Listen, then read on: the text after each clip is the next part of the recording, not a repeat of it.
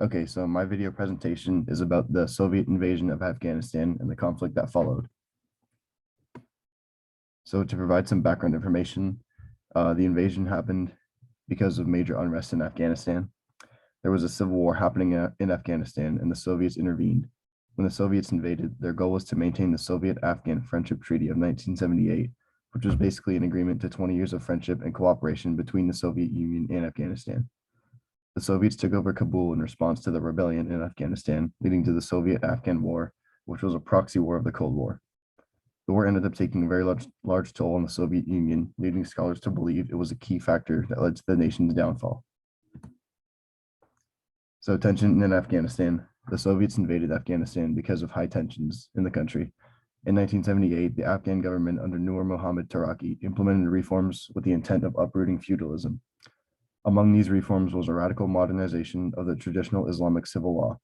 Between April 1978 and Soviet intervention in December 1979, approximately 27,000 prisoners were killed in a prison on the outskirts of Kabul. In response to these killings and people of high social status leaving the country, large parts of Afghanistan began to revolt. It was reported that 11,000 people were killed by the government in response to these revolts. The rebellion was sparked by the Nuristani tribes in the Kunar Valley in northeastern Afghanistan near Pakistan. The revolt quickly spread to other ethnic groups and eventually the whole country. The rebellion began taking place in cities as well, most notably Herat. In Herat, Ismail Khan led a group of rebels, ultimately resulting in 3,000 to 5,000 deaths. By August 1979, out of fear of the rebellion, approximately 165,000 Afghans left Afghanistan and fled to Pakistan. So the Soviet invasion, all the way up until December 1979, the Afghan government had been requesting large units of Soviet troops, which the Soviets had essentially ignored.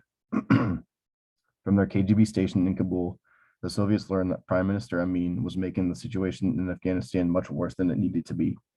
It turned out he was killing his opponents, who happened to be mostly Soviet loyalists, and that he was attempting to ally with Pakistan and China, neither of which were on good terms with the Soviet Union at this point.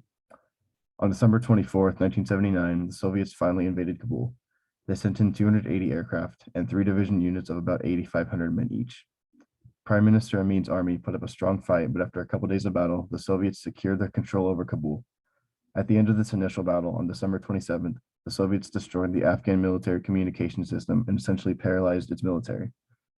They launched an assault on the Taj Beg Palace and killed Amin.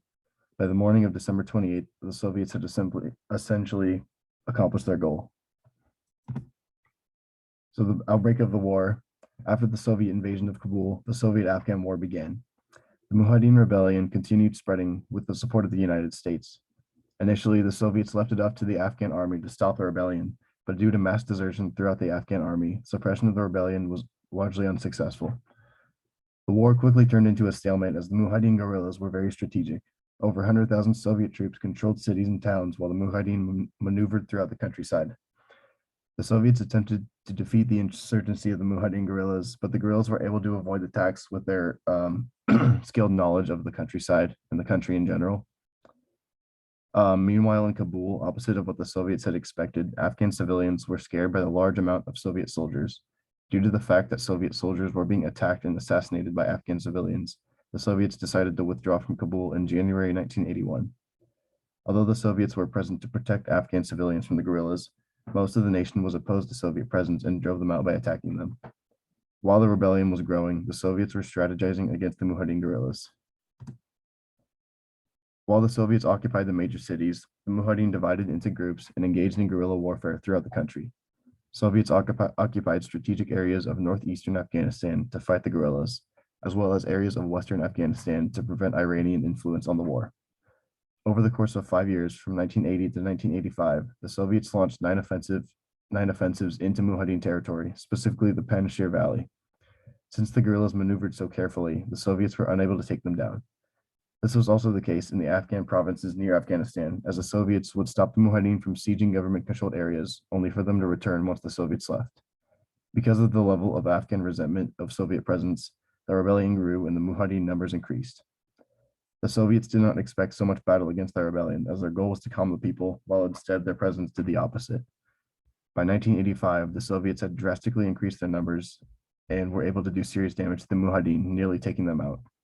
However, despite suffering major losses, the Mujahideen were able to stay in the war due to continued Soviet resistance and resentment throughout Afghanistan. So U.S. involvement. After seeing the chaos in Iran, President Carter told his National Security Advisor and Secretary of State that it was important for the U.S. to reestablish its strong relationship with Pakistan, which had been damaged because of Pakistan's nuclear program.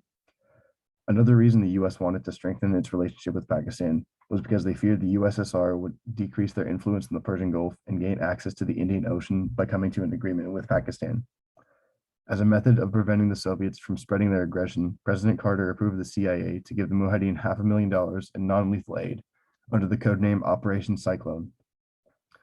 However, this amount of money continued to increase over the course of the war, and by the end of the war, the Mujahideen soldiers had received about $20 billion in the U.S. Funneled through Pakistan funds. As early as 1983, the Soviet Union began working with Pakistan to develop an exit plan from the Afghanistan war. Pakistan understood the difficulty that the Soviets were having attempting to restore peace in Afghanistan and were willing to help. On July 20th, 1987, the plan was finished and it was announced that the Soviet forces would be withdrawn from Afghanistan. The initial goal of the exit plan was to leave the war against the Mujahideen to the Afghan forces and prepare them to operate without Soviet assistance. However, this would prove difficult as the Mujahideen numbers were continuing to increase and they were supported by the US, Saudi Arabia, Pakistan, and various Muslim countries. The Reagan administration heavily supported the Mujahideen as the Cold War was still going on. The main reason the Soviets decided to withdraw was because of General Secretary Mikhail Gorbachev. Unlike past leaders of the Soviet Union, Gorbachev had more of a pacifist mentality and believed that military conflict should always be avoided whenever possible. Part of his decision to withdraw also came from the fact that the Soviets had essentially no chance of winning the war. From May 15th to August 16th, 1988, the first half of the Soviet forces finally withdrew from Afghanistan, and the second half were withdrawn from November 15th, 1988 to February 15th, 1989. Since the Soviets had negotiated ceasefires with the local Mujahideen commanders, the Soviet withdrawal from Afghanistan was mostly peaceful. Short-term impact. Over the course of the nearly 10-year war, 14,453 Soviet troops were killed, 53,753 were wounded or injured, and another 415,932 fell ill. Most of the casualties on the Soviet side were soldiers who fell ill. There was a total of 11,654 soldiers who were discharged after being injured, of which 10,751 were left disabled. On the Afghan side, roughly 90,000 Mujahideen were killed, as well as 18,000 Afghan troops. It is estimated that as many as 2 million Afghan civilians were killed during the war, including an estimated 800,000 while the Soviets occupied Afghanistan.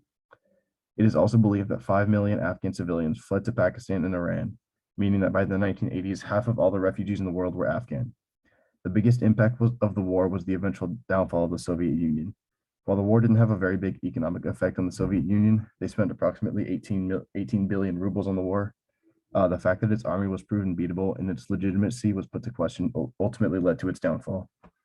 After seeing its army lose, the non-Russian parts of the USSR firmly believed that they should be independent. And finally, the legacy and long-term impact of the invasion in the war. The war itself ended up paving the way for increased terrorism in Afghanistan, Pakistan, and other neighboring countries, most notably Osama bin Laden and Al-Qaeda. Children who had fled Afghanistan to Pakistan were raised to be strong leaders of the Taliban.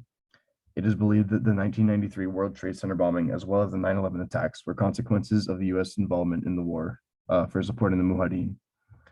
All the terrorists involved in the 1993 attack had either served in Afghanistan or were linked to the Al-Qaeda headquarters in Brooklyn, while two of the main figures of 9/11, Osama bin Laden and Khalid Sheikh Mohammed, both fought in the war in Afghanistan.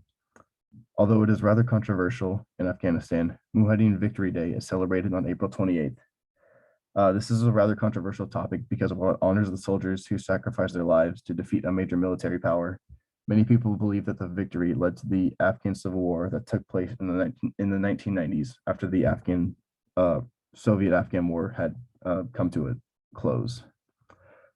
And after the war in the Soviet Union, before its collapse, physical disabilities became very common because of all the injuries and illness during that occurred during the war, and drug addiction quickly spread throughout the country. Russia, Ukraine, and Belarus honored the Soviet soldiers who sacrificed their lives in the war on February 15th, similar to how Afghanistan and Pakistan honor the Mujahideen soldiers who gave their lives in the war. And that picture off to the right is a memorial in Belarus honoring the Soviet soldiers who gave their lives in the war.